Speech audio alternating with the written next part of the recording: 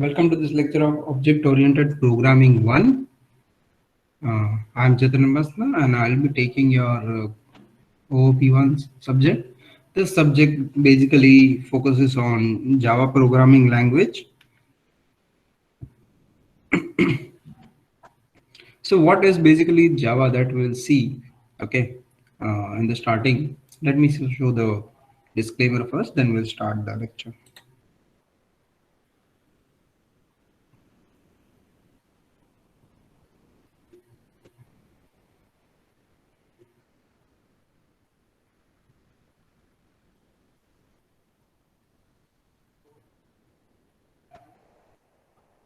Okay, let's start. So this is your syllabus for object-oriented programming 1. That is basically code is 3140705. This is the new subject code introduced since last year. Okay. So there are some new topics, and so you because of which you will benefit. Okay. And here you can see that these are some of the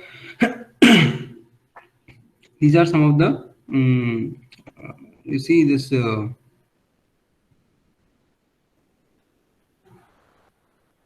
These are some of the topics with which we will be starting with Java. Okay, and this is introduction to Java. That is the first part. Okay, second is so in this first part you will be looking at various things like what is Java API, what is JDK, what is JRE, and then we will see more focused things of this particular. Language like various type of statements, okay, various types of data types, and how to define variables and all those things, okay, and operators and all those. These are some of the basic things that are there, okay, in most of the languages that you have to understand, okay. And then we'll be starting with various type of different statements like decision statements, okay. Decision statements like if, right, if else, and switch.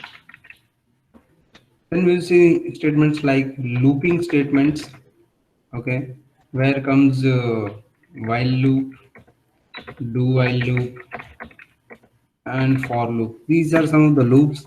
So see, these decision and looping statements, these come in most of the programming languages. So you have to understand these, and most of the constructs are common. Okay, but some things are different. Okay, so you'll find out over here how different loops work, and specifically special for loops available. There are some special for loops available that you will see. Okay, and there are keywords like break and continue. How does they work? That also we'll see. Okay. Then comes methods and arrays. Okay.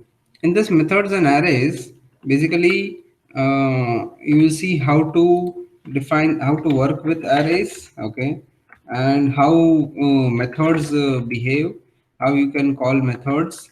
Okay. How we can pass arguments to it, pass by value and other methods. Okay. That you will see.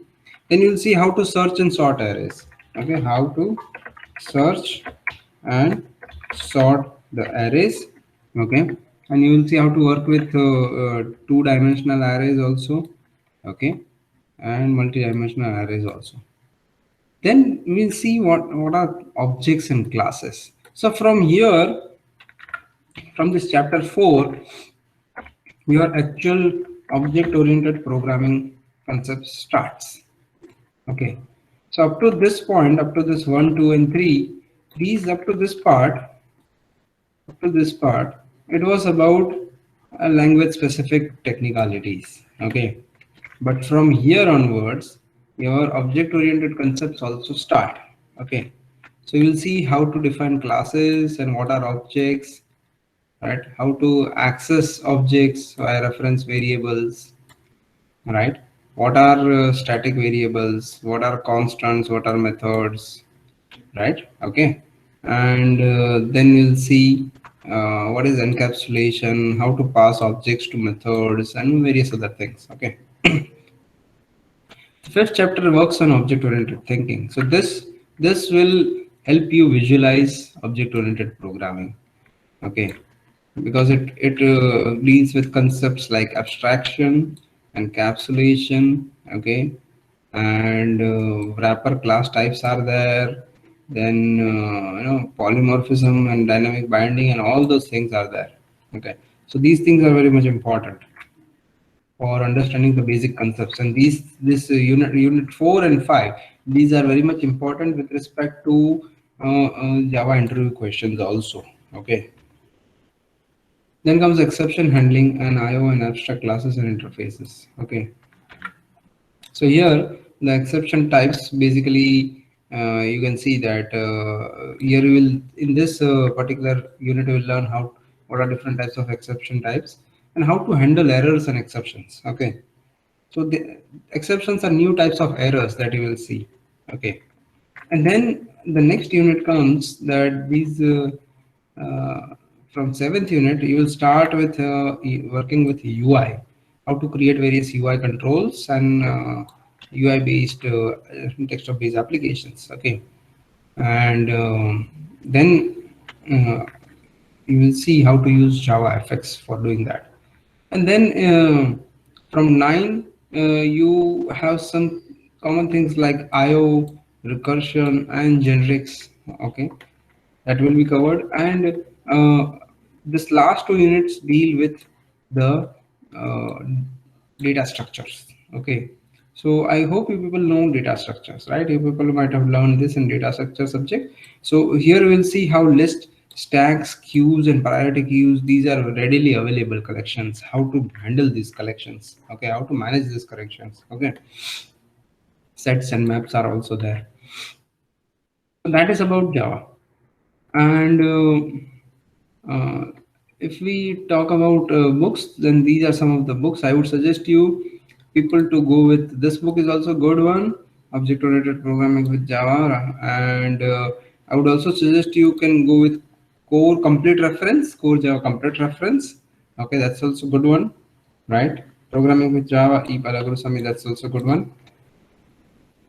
Okay, so see, these are course outcomes. Okay, course outcomes basically deal with the first outcome says that you need to know about things like primitive data types available in Java, how mathematical functions work, how loops work, how arrays work, what is recursion and how it works, and various other Java library classes, which is having 10% weightage. Okay, that is your course outcome one. So you should be you able to deal with all this programming concepts. Okay, as per CO1, you should be able to use them. Okay, CO2 says that you need to demonstrate how to define and use classes. So you should be able to work with classes and objects. Okay, and interfaces, then how to create objects and methods, how to override and overload methods, one of the very important concept of object oriented programming, and how to compile and execute programs. Okay, and then the CO3 is focusing on relationship between classes, polymorphism, dynamic binding, and all those things. Okay, and CO4 basically differentiates between object-oriented and procedure-oriented methodology, and CO5 basically deals with uh, designing and developing industry-defined applications or real-world applications through object-oriented approach. Okay, so we'll be going ahead with some project work. Okay, let's hope you people, if you will be able to make a project in this, then it will be very beneficial to you people. Okay, and then these are some of the list of experiments. There are about 25 experiments that we'll be considering for our practical file. Also, the same practical for our uh, for our lab. Okay, so that is about Java, and there are some free resources suggested, tutorials point, Java T point, etc., which you can use for freely for accessing Java or the knowledge about Java. Okay, and there are lots of programs also available over there, right? So now let me start with what is Java and basically how do we go ahead with it. So let's start with Java. Okay, how do you do this? That's it. Sticky note is Java programming language. Okay,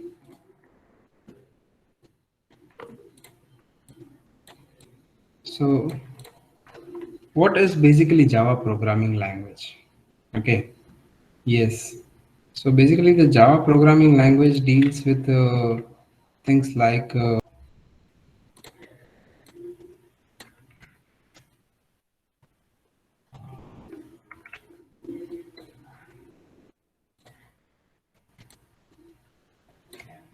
Java programming language basically has things like basically first point that would come to our mind is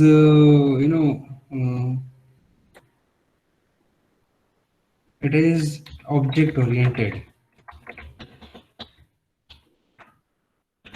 programming language. Okay, Java programming language. Or let's do one thing here. Just let's write Java, only Java. That's it. Okay. So Java is object-oriented programming language. Okay. And second thing that we can write about it is that uh, it is also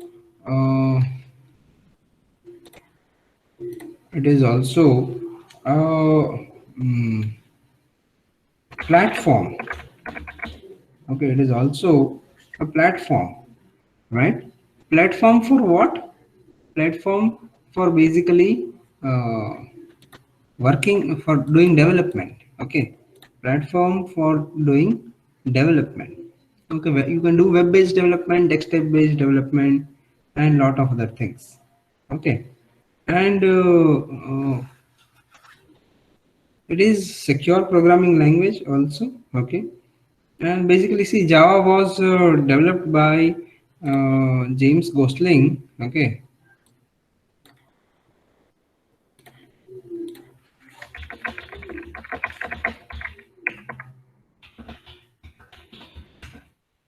it was developed by James Gosling in you can say it was about 1995. Okay, so that is pretty much old time, right? And still Java is coming in top 10 languages of preferred programming languages right now. Okay, so basically it was developed by Sun and now it is acquired by Oracle. Okay, and before it was named as Oak. Okay, and then the name was changed to Java. Now, basically, you will say what is it means by platform? What does it mean by platform? What is there inside a platform? We understand that it's a language, but what does it mean by platform? So, by platform, we can say that basically it provides us, this platform provides us things like this platform provides us things like JDK, okay, and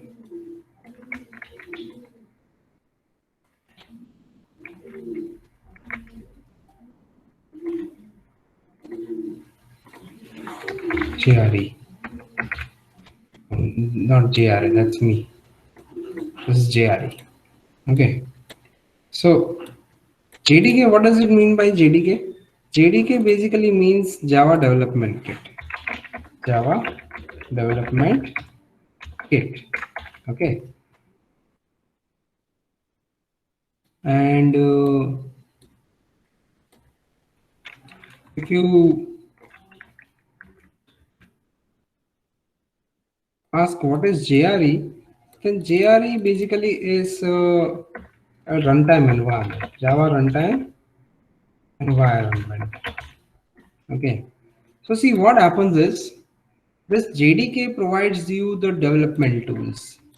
What does this provide you? This JDK provides you with the development tools, right? So you can basically uh, create programs, edit programs, compile them, debug them. All those things are possible using this development tools and using JDK. Whereas JRE is there to run the applications. So if you don't want to do programming and you just want to run applications made by someone else, you can use JRE. And you want to do the development, then you need JDK also. So make sure whenever you people install Java, you need to install JDK because you need to do the development. Okay. So this JRE basically is nothing but a runtime environment which provides you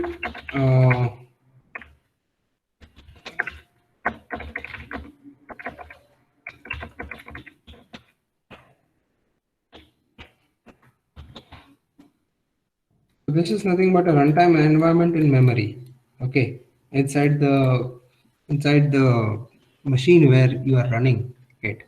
Okay, so this runtime environment basically gives you various things like access to various APIs, access to various classes, to class path and all. Okay, and various other libraries that are available with Java. Okay, various third-party libraries can also be used. So if you are making a Java program, then it is like this. Okay. Now let me go to another page. Okay, and let me show you basically how a Java program works. So let me take a Java program. Okay, and okay,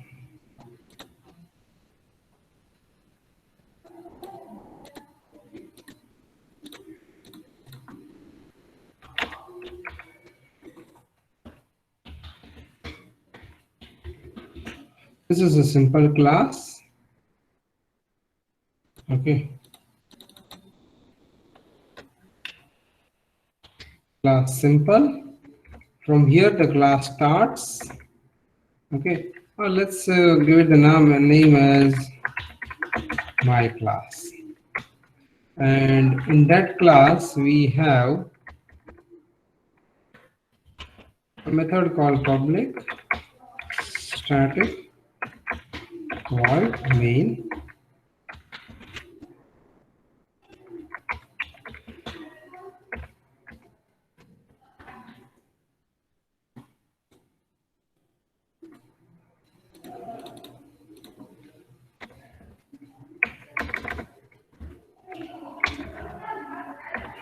Okay, and this what we'll do, we'll put system.out.println where we'll say hello CE IT students.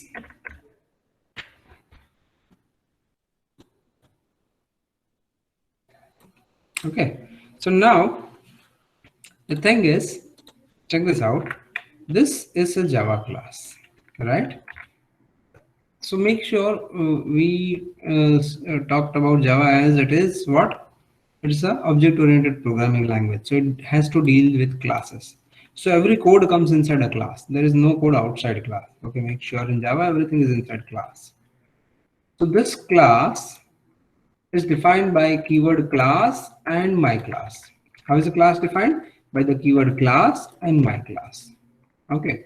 So you might have studied structures and unions in C, right? So this is an advanced version of structure, we can say. In the sense it can have variables and method also. Okay. You can have variables and methods also. Fine. So in structure, how did you use to define? Yes, in structure you used to define struct and then the keyword, right? And the class name, the structure name and all, and then you used to define the variables, right? Here you used to you make the class like this using class keyword, and then you define class name. So make sure whenever you define class name, the class name starts with a capital letter. Okay, that shows that it's a class name. So this is naming convention. What is this? This is a naming convention that every class name should start with a capital letter. Okay, and then inside this class, you might remember in C program you were running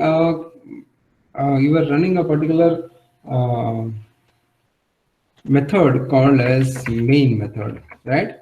Which was nothing but the entry point of your program execution. So from there, the control would enter and your application would start running. Okay. So, well, here also we have in the similar way, here also we have main, right? So this main method basically is defined in this way. This is a signature of the main. This is the signature of the main method, this line. What does it say? It says that it is publicly available. Anyone outside the class can call it. Any code outside this class can call it. Static means this method is statically available. You don't need to create an object of this class in order to call that method. Okay. Void, it does not return anything. And main means that it basically deals with the main control of this particular execution of the program execution. Okay, so okay, so that is about the signature. And yes, then the inside this you also have basically the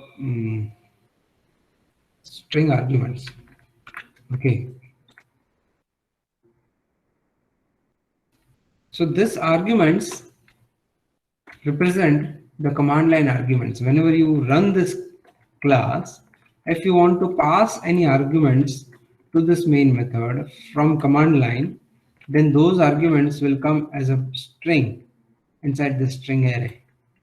Okay, and then we have one statement to say hello is output. Okay, so system is the main class that is available in Java. In that system class, you have a variable inside it called out. That variable is of type we can say output stream, and that output stream that particular class has got a method of named println. So this println method basically will print whatever you put here as a string onto the console, onto the standard output, which would be our console. Okay. So if this is basically the, I can say that this is the class. Okay. So then this particular class,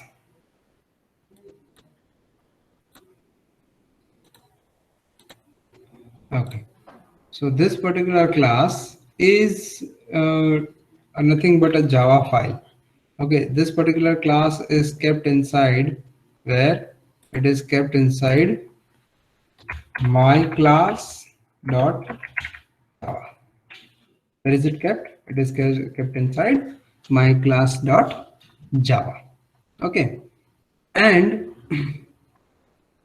now since this is kept inside my class dot Java, what we'll do is we'll need to compile this. We'll need to compile this class. So this is a compiled language and also interpreted. Java is also, okay, I just forgot to mention that part. So let me put it over here. It's an object-oriented programming language, and it is also compiled, okay, and interpreted. Okay, compiled also and interpreted also.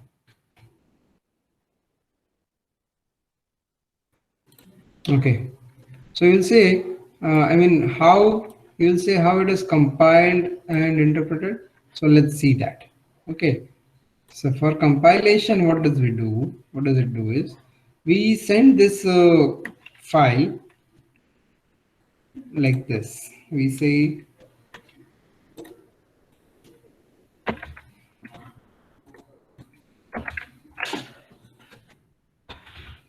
Java my class dot Java. Okay, so we give this code on command line to compile. Okay, and so this is given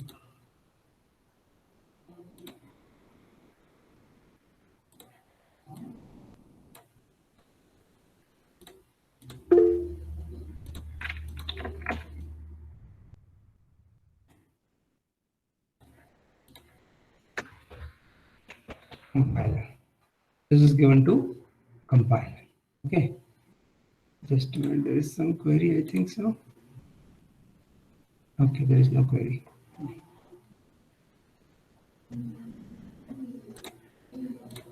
Okay, so it is given to compiler. This Java my class is given to compiler. Okay, and then compiler does what? It generates a class file. It generates my class dot class file. Okay, so what is this?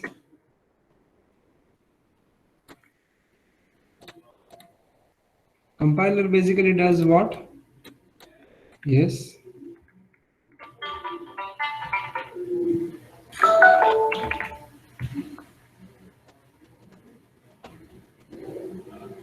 Compiler basically generates the byte code. So let me write it like this.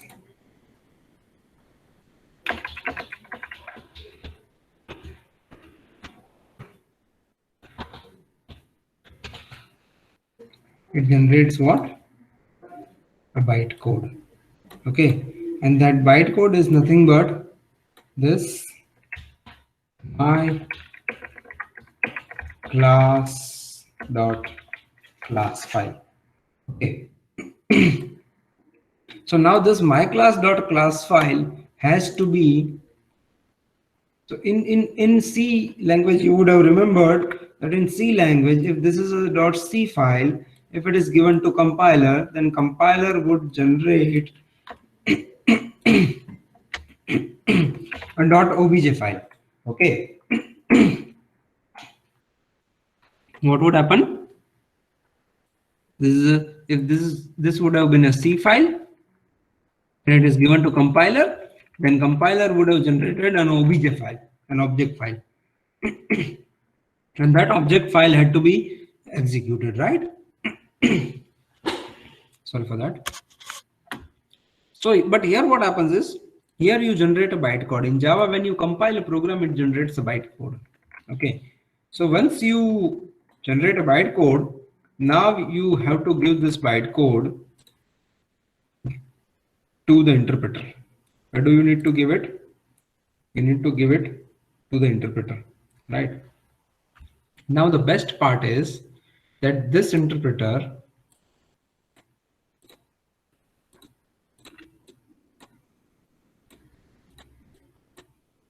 what happens is this particular interpreter, okay, can be run using on any machine, on any JVM of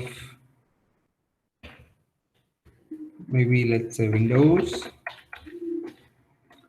then it may be JVM of Linux, or it may be a JVM of Solaris machine or any JVM. Okay, so the best part is that this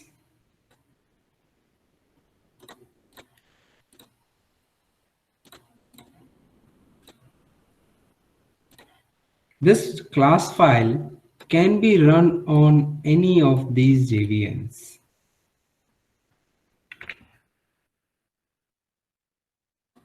So this class file works as basically this class file works as uh, compile once, run anywhere.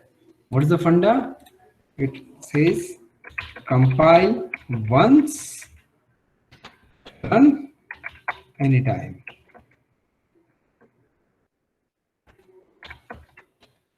And anywhere.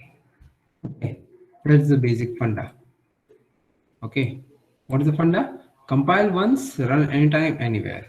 So what happens is there is a Java file. Suppose you written it in Linux environment.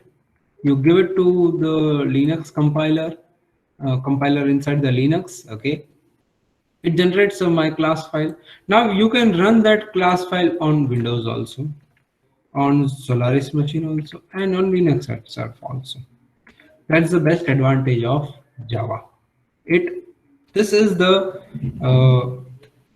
we can say that it is uh, environment. It is independent of the underlying environment. Okay, so that is the best part of a Java programming language, that it is platform independent. What is this term called as? This term is called as platform independence. Okay, so this Java programming language is platform independent. How? Because you can run this class file on any machine, irrespective of where you have compiled it. Okay, that's the best part. And see, this class files, when it is interpreted or when it is run, okay, it runs in JVM, either on Windows JVM or on Linux JVM or on Solaris or any other machines JVM. Okay.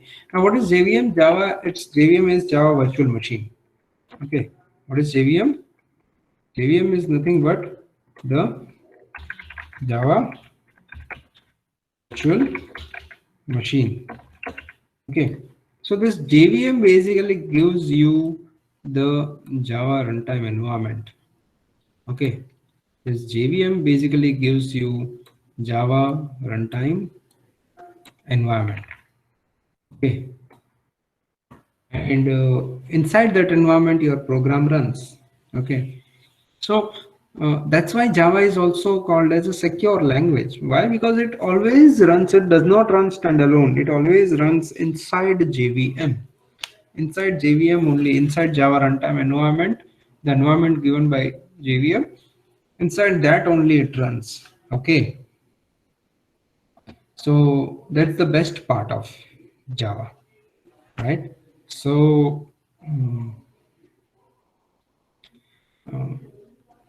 I hope you understand what I have tried to explain you today. That if this is a class, okay, sorry for that. If this is a class, then that class basically is given to compiler, okay, and that compiler will generate a bytecode in the form of myClass.class, a class file. A Java file will be compiled and converted into a class file. Now class file is not compiled it is not compiled, it is interpreted. Okay, it is given to the interpreter. Now that interpreter is invoked by this JVM, and this JVM provides you an environment, Java runtime environment, where your program can run. So your program can run on a Windows JVM, or it can run on a Linux JVM or a Solaris JVM. Okay, so That's how it runs. Okay. So this is the best part of Java language, that it is what, platform independent, right? And it means compile once, run anytime, anywhere. So you run this class file on any machine, it will run. But on the only condition is it should be running in JVM. It would not run standalone as an exe file. The way you run your C program, after your C program is converted into an executable file, and that can run as a standalone program. In that way, this Java classes don't work. Yes, you can create Java archive files which can run as standalone files, but that too will require Java runtime environment. That too will require Java runtime environment. Okay, in order to invoke a JVM and then start your program. Okay, so that's it for today. Let's close it over here, and I've shared it with you all. Okay, this is for just access. If any doubts, you can ask me. Okay, I think Jay Shankar has asked how compiler Hello, sir. work in Java. Yes, Jay Shankar, I saw your Sir, question. what is the meaning of sir compiler and interpreter? Okay, Jay Shankar, the compiler means it, what it will do is it will compile whole program at a once. Okay, Sir, so I think what? sir, I think it's sir, it is a sequentially compiled, or interpreter is a whole compiled. No, interpreter works line by line. So interpreter will execute one line at a time.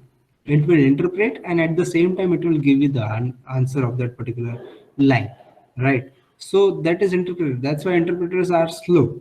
Whereas what compiler does is it creates the token tree of your whole program. It converts your program into various tokens and various other parts, and then it inside memory it compiles your program and converts it into an runnable code. So basically what happens is this Java is a high level programming language. Okay, and Yes, sir. since Java is a high level programming language, you need your program to be run in such a way that the machine can understand it, right? So in C programming language, what we used to do, we used to compile it and convert it into an object file which was Yes, understandable by your machine, and it can be run on machine. Similarly, here we have a Java compiler which will convert your java.java file, which are nothing but your program files written by you in Java language, which is understood by you but not by the machine. Okay, so it is compiled and converted into dot class file, which is nothing but a bytecode. Bytecode means it is not totally an object file. A somewhat object file, somewhat Java code is there. Okay, and then that partial Java code is given to the JVM to run, which interprets it. Okay, and that's why we can say Java programs are slightly slower than C programs. If you compare C programs, then Java program might be slightly slower because of this thing. But if you compare various other advantages, in that sense, Java is very powerful language. Okay. okay, sir. Okay. Manish is asking, JVM means file, Java file extension name. No, Manish. JVM means Java virtual machine. So when you execute, see, there are two commands, Java C and Java. Okay. There are basically two commands. Let me again show you this part.